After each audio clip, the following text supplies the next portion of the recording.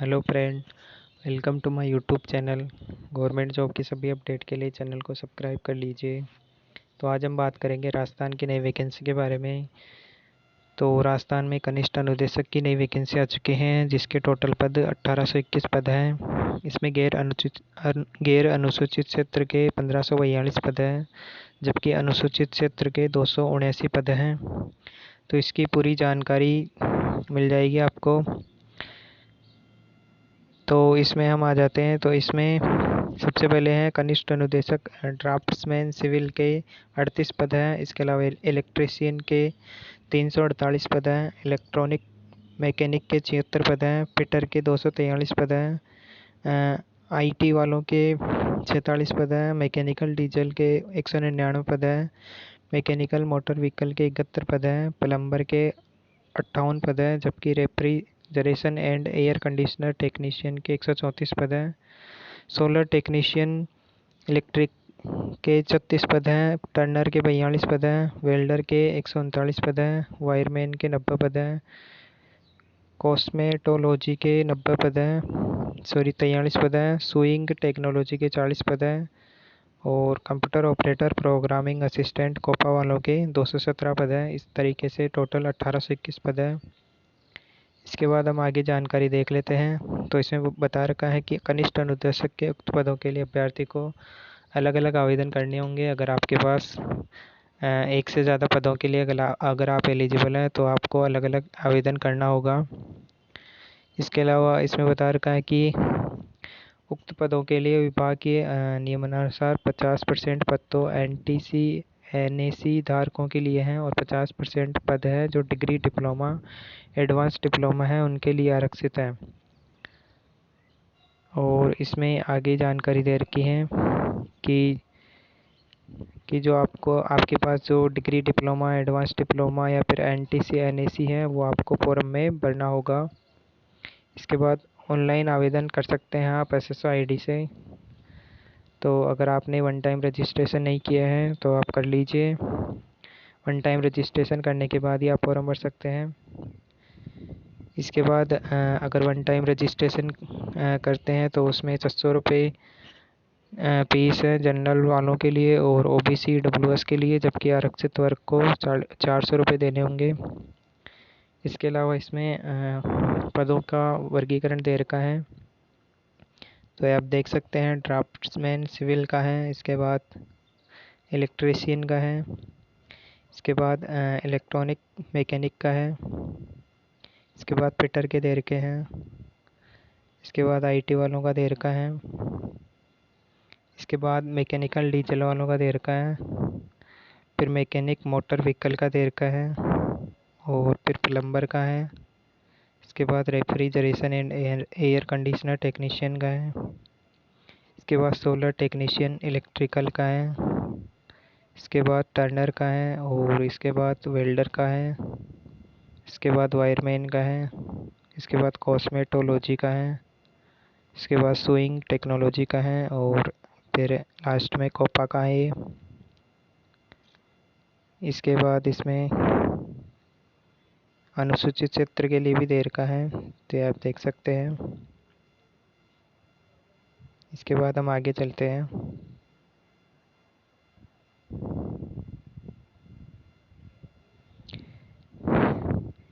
इसके बाद जानकारी देखते हैं आगे। तो इसमें रिजर्वेशन के बारे में बता रखा है और इसके बाद हम आगे चलते हैं।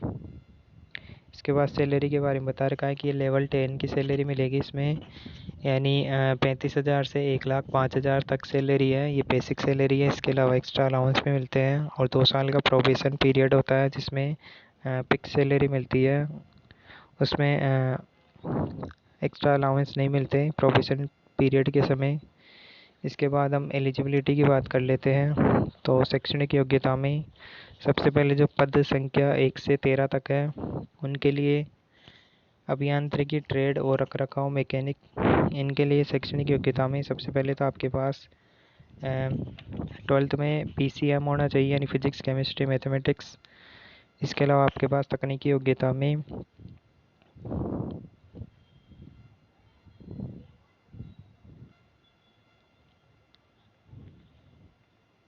तकनीकी में बता रखा है कि भारत में विधि द्वारा स्थापित अखिल भारतीय तकनीकी शिक्षा परिषद या विश्वविद्यालय अनुदान आयोग द्वारा मान्यता प्राप्त विश्वविद्यालय से व्यवसाय में स्नातक या अभियांत्रिकी या प्रौद्योगिकी समुचित शाखा में डिग्री या समतुल्य और डीजीटी के तहत किसी भी प्रकार का सुसंगत राष्ट्रीय शिल्प अनुदेशक प्रमाण पत्र एनसीआईसी चाहिए, और जिन ट्रेड के लिए मांगा है उसी में चाहिए।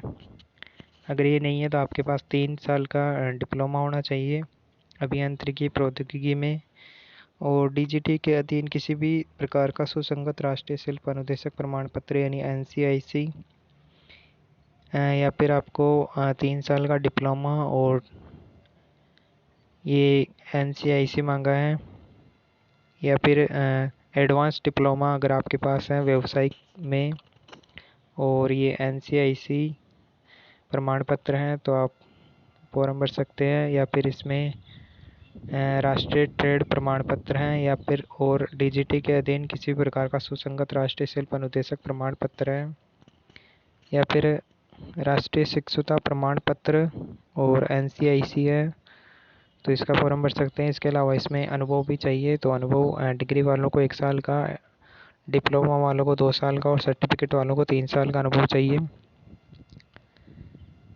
इसके बाद ये आप इंग्लिश में भी देख सकते हैं, जानकारी पूरी दी गई है। इसके अलावा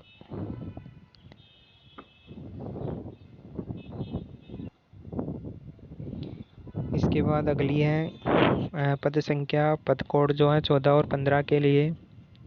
तो ट्वेल्थ के अलावा तकनीकी में डिग्री मांगी गई है, और भारत में विधि द्वारा स्थापित अखिल भारतीय तकनीकी शिक्षा परिषद द्वारा मान्यता प्राप्त संस्थान विश्वविद्यालय अनुदान आयोग द्वारा मान्यता प्राप्त विश्वविद्यालय व्यवसाय में स्नातक या सुसंगत क्षेत्र में डिग्री या समतुल्य और वही अनुदेशक प्रमाण पत्र मांगा गया है, या फिर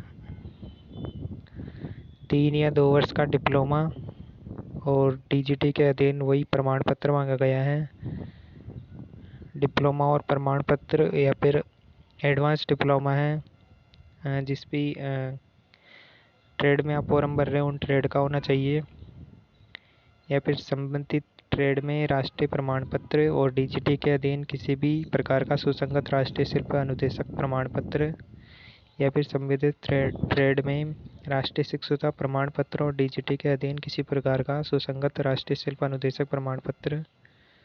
इसके अलावा अनुभव में वही डिग्री के लिए 1 साल, डिप्लोमा वालों को 2 साल का और सर्टिफिकेट वालों को 3 साल का अनुभव चाहिए। इसके बाद जो लास्ट वाली कोपा की वैकेंसी है 16 नंबर की, उसमें 12th मांगा गया है, और उसके अलावा तकनीकी में मांगा गया है कि आपके पास डिग्री होनी चाहिए व्यवसाय में या कंप्यूटर विज्ञान में या कंप्यूटर अभियांत्रिकी, कंप्यूटर विज्ञान और अभियांत्रिकी या सूचना प्रौद्योगिकी में डिग्री है, या फिर अगर आपने पीजी कर रखा है कंप्यूटर विज्ञान, कंप्यूटर एप्लीकेशन, सूचना प्रौद्योगिकी आईटी में, अथवा NIEL बी लेवल कर रखा है तो भी आप फॉर्म भर सकते हैं, या फिर आपने स्नातक कर रखा है यानी बैचलर डिग्री कर रखी है कंप्यूटर विज्ञान, कंप्यूटर एप्लीकेशन या आईटी में, और ए लेवल डिप्लोमा है। अगर इनमें से भी नहीं है तो इसके अलावा कंप्यूटर विज्ञान या सूचना प्रौद्योगिकी में 3 वर्ष का डिप्लोमा होना चाहिए, या फिर कंप्यूटर विज्ञान सूचना प्रौद्योगिकी में 3 वर्ष का डिप्लोमा होना चाहिए,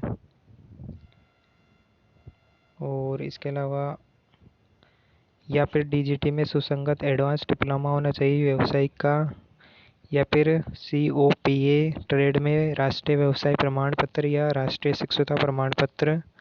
इसके अलावा ये NCIC शिल्प अनुदेशक प्रमाण पत्र होना चाहिए।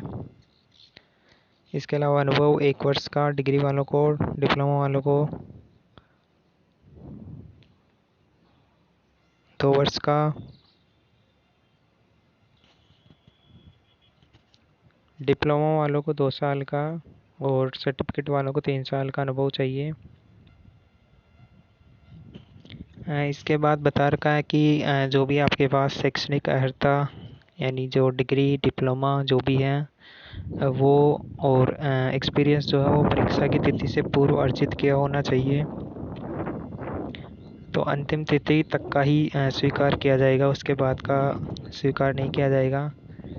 इसके अलावा इसमें आगे आयु का दे रखा है कि 21 साल से 40 साल तक की एज होनी चाहिए। और इसके अलावा 3 साल की सभी को एक्स्ट्रा छूट दी जाएगी।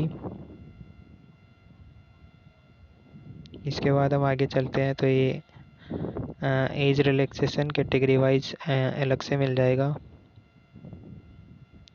इसके बाद हम आगे देखते हैं तो ये इसमें बता रखा है कि पेंशन नियमानुसार देय होगी। इसके बाद आवेदन की अवधि बता रखा है कि 13 मार्च से 11 अप्रैल तक आप फॉर्म भर सकते हैं। तो अंतिम तिथि का इंतज़ार किए बिना फॉर्म भरना होगा, क्योंकि लास्ट टाइम पर वेबसाइट कम काम करती है। इसके अलावा एग्ज़ाम जो होगा वो सीपीटी बेस्ड हो सकता है या टेबलेट आधारित परीक्षा हो सकती है, ऑफलाइन ओएमआर भी परीक्षा हो सकती है। और एग्ज़ाम से पहले से प्रवेश पत्र आ जाएंगे, एडमिट कार्ड। इसके बाद हम आगे देख लेते हैं तो ऑनलाइन आवेदन कर सकते हैं आप। तो ऑनलाइन आवेदन करते समय ये जानकारी बता रखी है। इसके अलावा फ़ोटो और साइन का ज़रूर क्या ध्यान रखें। तो इस फ़ोटो और साइन के दिशा निर्देश पढ़ सकते हैं आप। और अगर आपने फॉर्म में कोई गलती कर दी हो तो उसके बाद संशोधन की भी लिंक एक्टिवेट होगी। इसके बाद पूरी जानकारी दे दी है और इसका सिलेबस और पाठ्यक्रम भी देख लेते हैं।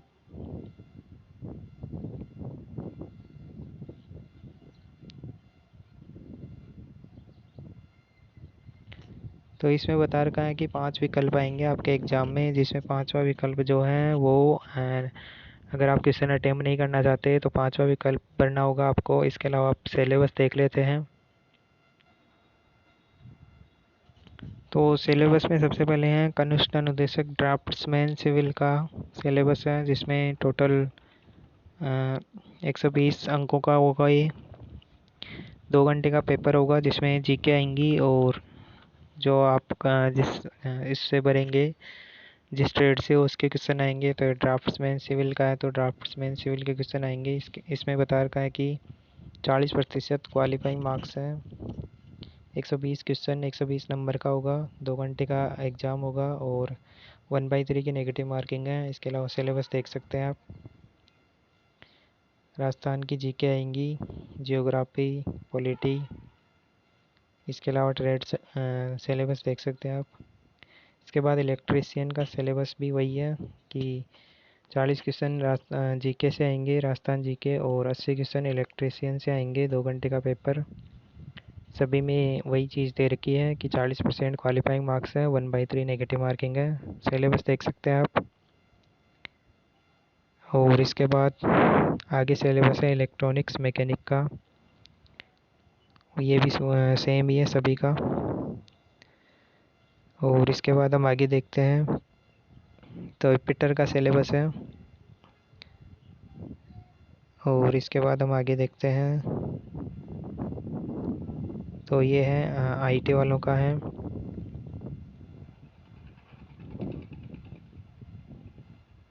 इसके बाद हम आगे देखते हैं मैकेनिकल डीजल का ये।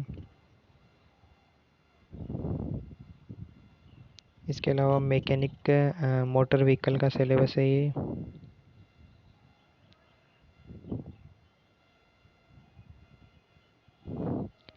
आगे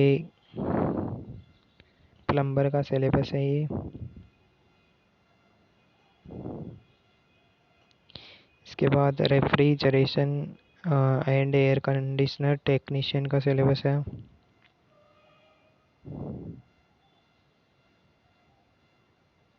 इसके बाद सोलर टेक्नीशियन इलेक्ट्रिकल का सिलेबस है।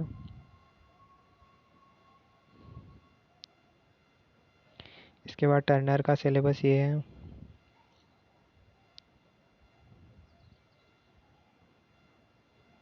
इसके बाद वेल्डर का सिलेबस है।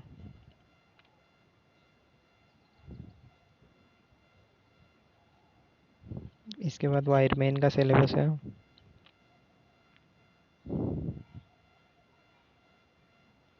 इसके बाद कॉस्मेटोलॉजी का सिलेबस है।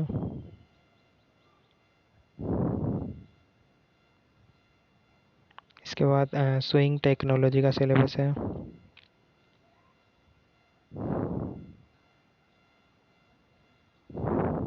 और लास्ट में कोपा का सिलेबस ये है।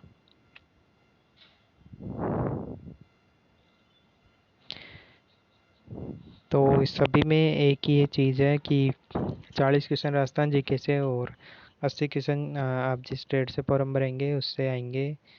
तो 120 क्वेश्चन आएंगे, 120 नंबर का पेपर होगा, 2 घंटे का समय होगा, 40% क्वालिफाइंग मार्क्स हैं, 1/3 की नेगेटिव मार्किंग है।